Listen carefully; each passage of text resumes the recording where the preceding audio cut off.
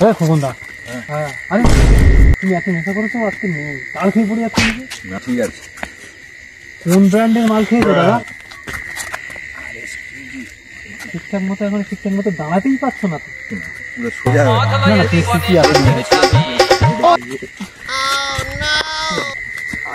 দেবে, বৌদি দেবে।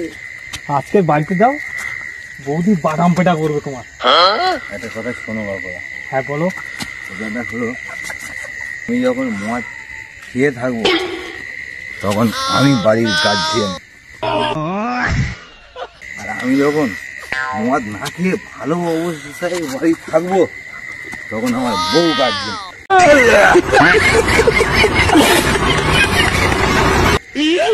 বউ কিছু করতে পারবে না। মানে এ কোন মাতালে পাল্লায় পড়লেন আমার, বাহ।